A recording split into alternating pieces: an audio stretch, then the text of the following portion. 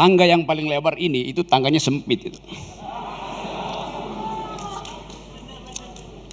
Oke teman-teman,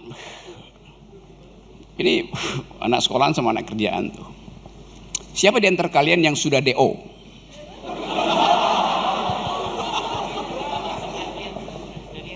Kenapa takut ngaku? Malu. Siapa di antara kalian yang merencanakan untuk DO semester ini? Oke, 1, 2, 3, 4. Oke. Follow saya ya. Karena saya 4 kali DO dari kuliah. Saya mendeokan fakultas saya, bukan saya yang dideokan. Karena saya merasa saya udah bisa berpikir. Itu intinya berpikir. Ketika Anda memutuskan Anda sudah bisa berpikir, berhenti mengkonsumsi pikiran orang lain. Anda mulai memproduksi pikiran sendiri itu. Hanya itu modal untuk hidup tuh. Dan modal itu akan kita pakai kemanapun kita pergi itu. Tadi saya duduk di belakang, panitia datang. Panitia tanya, Pak Rocky udah makan? Saya bilang, saya belum makan. Lalu kata panitia, mari kita turun ke lantai dulu, kita makan dulu. Dia pakai asumsi, kalau saya bilang saya belum makan, saya lapar.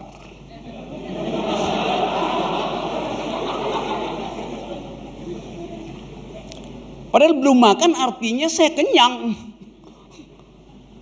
Kan saya bilang saya belum makan artinya saya masih kenyang.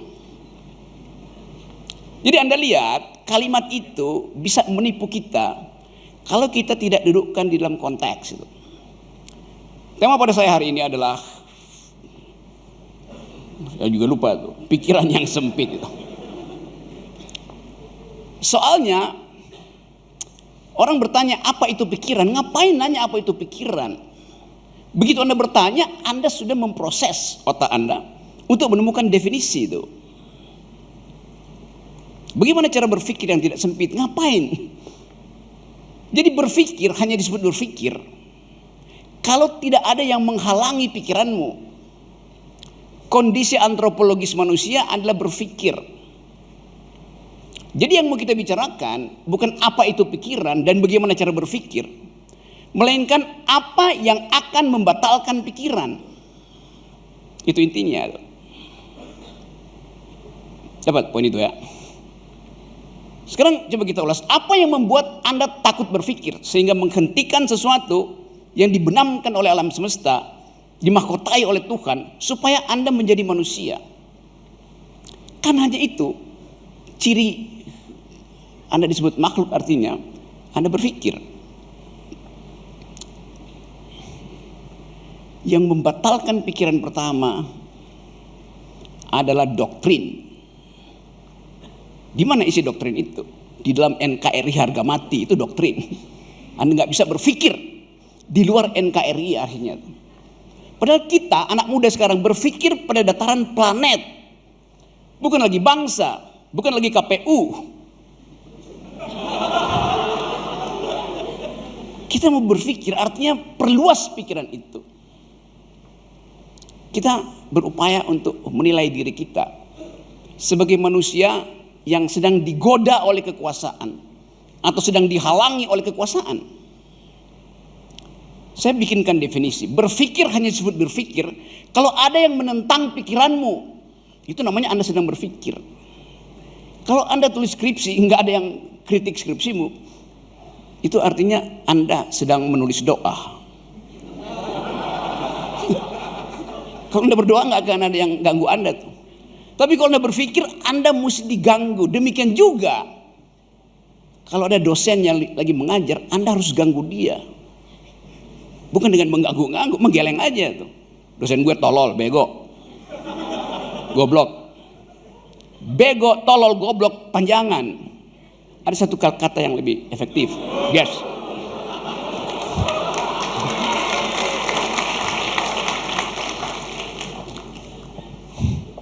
Jadi hidup itu adalah berpikir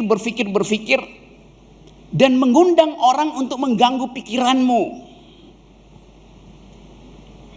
Ada seseorang di negeri ini yang sudah 9 tahun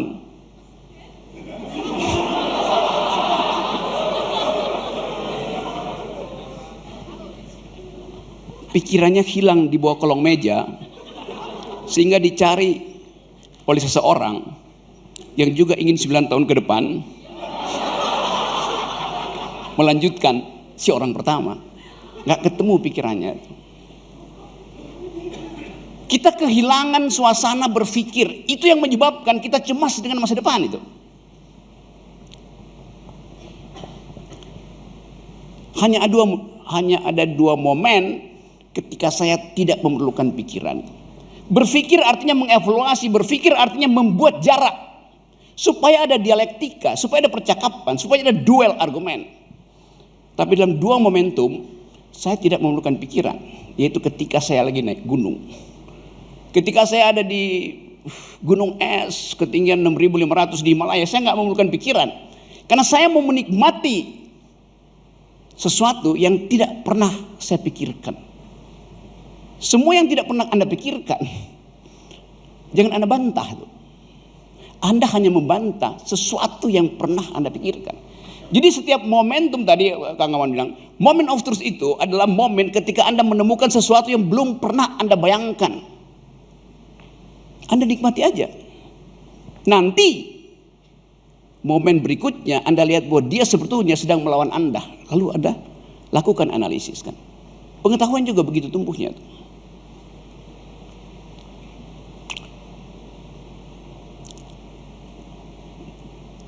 Kalau Anda naik gunung, di gunung es misalnya minus 20, kecepatan angin 90, Anda tidak perlu berpikir, Anda nikmati aja. Sebab Anda tidak mungkin untuk mengevaluasi keadaan di dalam situasi yang betul-betul eksistensial. Anda salah melangkah, Anda jatuh ke jurang, 3.000 meter jurangnya. Kalau Anda ada di Himalaya. Jadi nikmati aja tuh, biarkan insting Anda bekerja tuh. Tentu Anda punya peralatan altimeter, barometer segala macam. Tapi itu hanya peralatan. Kenikmatan Anda adalah mengalami secara eksistensial kebebasan Anda. Dan Anda hitung kalaupun Anda tewas karena suhu dingin, itu kebahagiaan Anda. Dasarnya itu. Jangan ada jarak dengan pengalaman otentik Anda. Jangan ada jarak. Tadi sebelumnya temanya apa? Cinta dan perbudakan.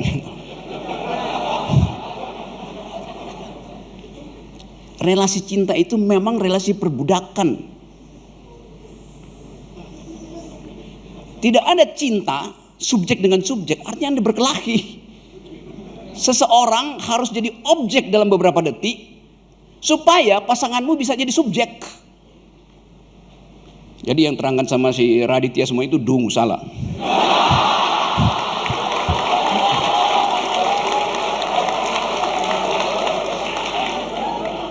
Sama seperti ketika Anda berciuman. Tidak mungkin Anda mencium, dia mencium Anda. Gak ada nikmatnya. Mesti seseorang pasif, yang satu aktif, gantian gitu namanya berciuman. Masa berebut congor.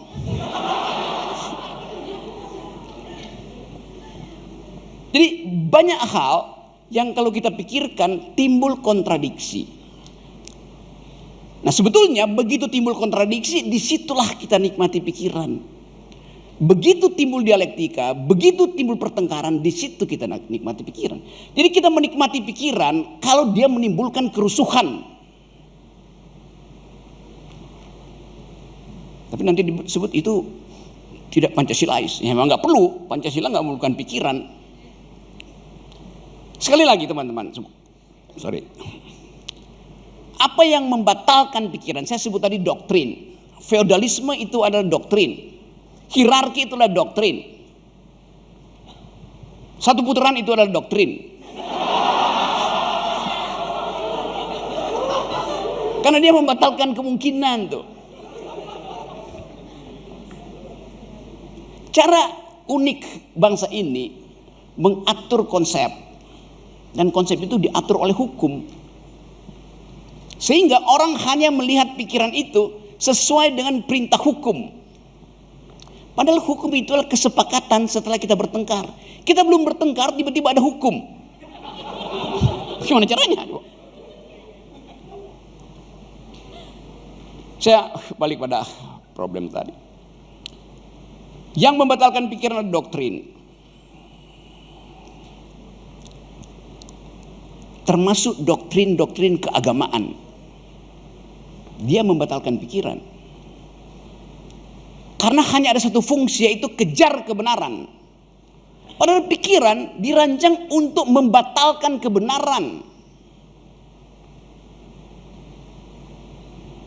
Tadi saya masih sampai di sini lihat Maya Hasan kasih ceramah itu. Masih ada Maya, ada pulang. Harpa itu bagian yang otentik di dalam sejarah peradaban, karena dia memadukan antara keindahan bentuknya, itu ada leher harpa itu. Dan bagi saya dia hanya kita sebut harpa kalau dimainkan oleh seorang perempuan. Lalu orang bilang Rocky Gerung bias gender. Memang. Karena buat saya harpa itu fasilitas untuk mengingatkan kita kerinduan pada sesuatu yang bukan kita. Karena saya laki-laki, maka saya merindukan pemain harpa itu perempuan. Pikiran saya didesain oleh keinginan yang tidak masuk akal. Tapi itu dasar dari alam begitu. Karena Maya Hasan tadi tampil, dan kenangan kita tentang Maya Hasan adalah harpa. Saya lagi nikmati lagu-lagu dari Sona Jorbate, seorang perempuan Gambia yang memainkan harpa nenek moyangnya yang namanya kora. Ada kegembiraan di situ, tapi ada juga sinisisme terhadap keadaan tuh. Sona Jorbate memanfaatkan pengetahuan dia untuk menerbitkan keindahan lewat harpa, lewat melodinya, untuk mengumpulkan beasiswa bagi anak-anak Gambia. Sama seperti yang dilakukan oleh Kang Maman tadi itu, mengumpulkan buku hanya untuk membagi pengetahuan. Jadi kita bisa katakan bahwa musik adalah pikiran yang diasuh oleh peradaban untuk dibagikan pada semua orang. Musik itu melatih kecerdasan kita tuh. Kecuali musik yang baru dibuat oleh Andi Wijayanto, yang judulnya, ada judulnya tuh, Anda belum lihat ya? Jangan pilih anak Jokowi. Itu lagunya begitu, saya baru dapat.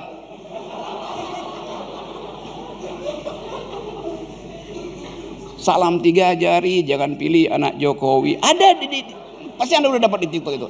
Saya mau terangkan bahwa lagu itu, musik itu datang dari kecerdasan dan kecerdikan. Pada musik ada partitur, isinya kecerdasan. Pada musik ada satir, isinya kecerdikan. Kecerdikan dari Andi Wijayanto. Saya sebutin namanya supaya Anda nggak usah kaget nanti. Kan ini forum untuk mengevaluasi pikiran kita. Kan itu saya bebas-bebas saja ngoceh di sini kan. Forumnya namanya apa nih? Muda berdaya, tua cawe-cawe.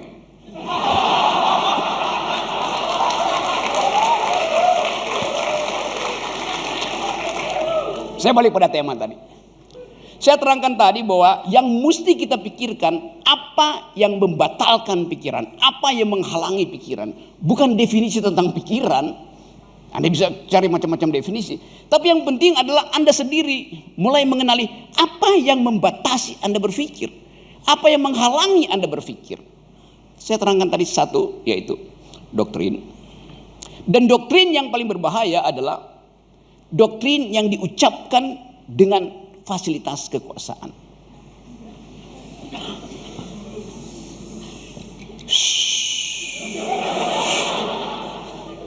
Kayak bunyi kereta cepat, bus, bus.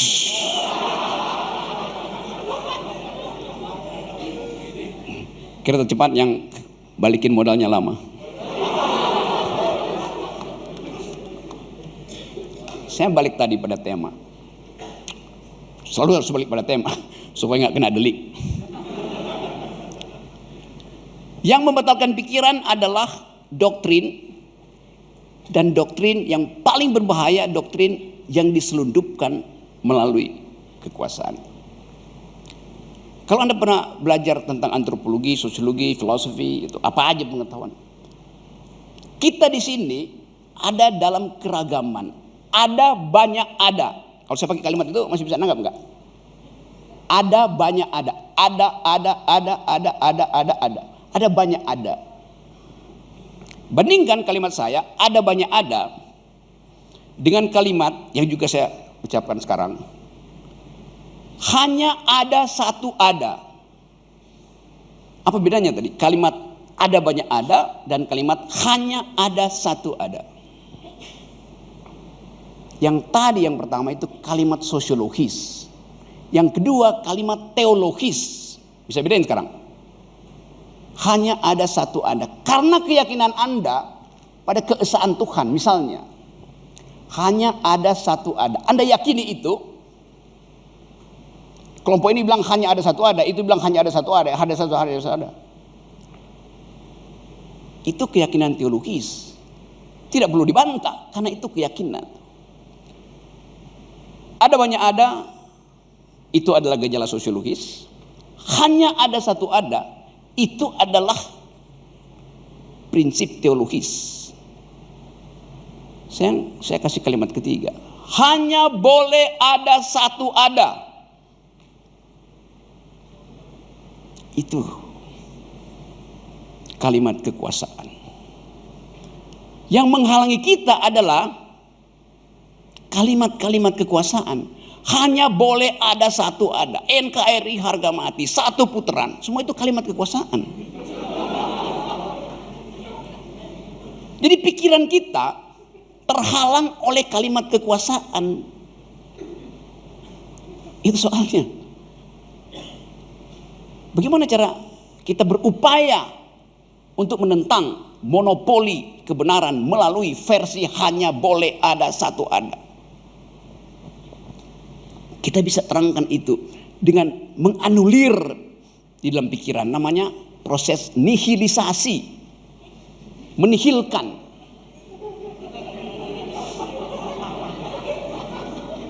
Ada dua gerak nihilisasi itu.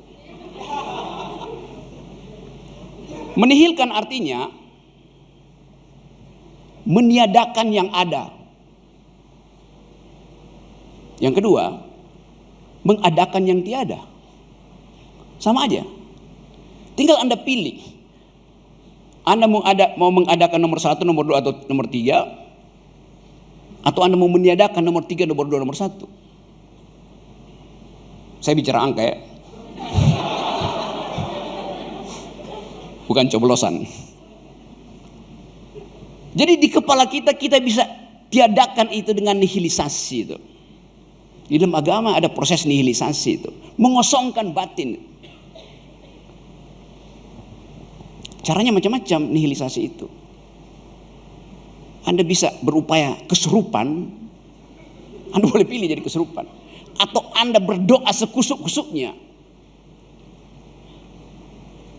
atau Anda ngegelek. Sama, peristiwa berdoa, peristiwa kesurupan, dan peristiwa mengganja itu sama-sama dihasilkan oleh hormon oksitosin. Sama aja. Orang yang lagi berdoa, orang yang lagi ngisep ganja, orang yang kesurupan, Anda uji secara kimia, yang mayoritas di darahnya adalah hormon oksitosin, hormon dopamin. Sama.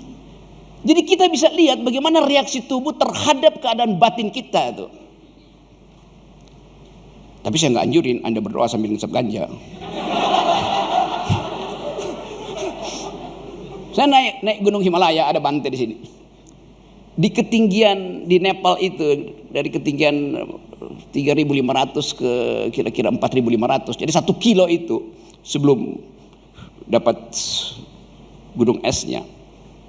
Itu ada bukit namanya Ganjala justru. Itu bukit ganja semua tuh. Anda tinggal pilih yang udah kering, yang masih sedikit mentah itu. Karena itu bagian dari ritual sebuah agama di situ. Tapi kita nggak tahu apakah ritual itu dimaksudkan untuk memperhalus batin ketika berdoa dengan fasilitas ganja, atau memang kenikmatan itu menggantikan fungsi doa. Hanya orang itu yang mengerti. Tapi kita hormati itu sebagai tradisi. Walaupun waktu saya ikut ngeganja di situ, saya rasa dia kurang dibandingin ganja Aceh.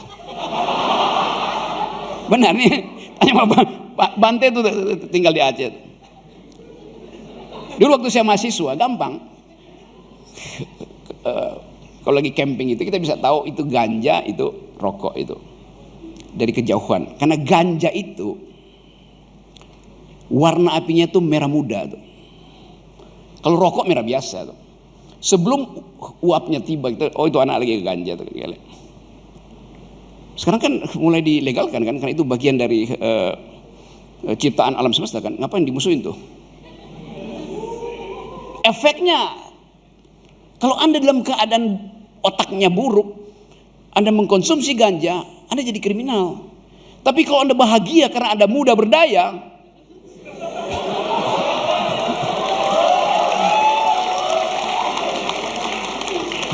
lanjutkan kalimatnya. Jadi sekali lagi, ada sebuah generasi yang dijatuhkan dari langit hari ini, yang tidak mau kemana-mana karena kiri kanan penuh dengan ranjau. Durasi 3 menit lagi tuh. Udah kayak debat KPU. Tulisan itu. Ini generasi yang memilih untuk hibernasi. Karena Anda merasa musim dingin politik tidak berguna untuk menghasilkan energi, mending hibernasi aja. Kita semua lagi hibernasi menunggu 14 Februari 2024. Karena kita nggak tahu yang kita sebut sebagai kemerdekaan berpikir mungkin akan jadi sangat sempit ketika data-data awal quick count mulai meragukan kita. Ya, kita menduga itu. Jadi teman-teman, pastikan bahwa pertemuan semacam ini yang diinisiasi oleh Festival Muda Berdaya dengan sponsor Pepsodent dan segala macam tadi juga bisa membuat pikiran kita tersenyum. Dan pikiran yang tersenyum lebih jujur dari gigi yang tersenyum itu.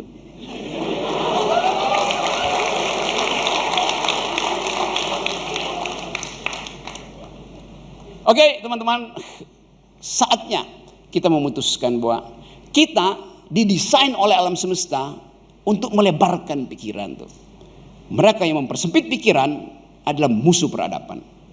Bagi kita di sini, kita adalah generasi yang hendak menumbuhkan bahwa Indonesia bisa ditemukan kembali sebagai Indonesia yang berpikir.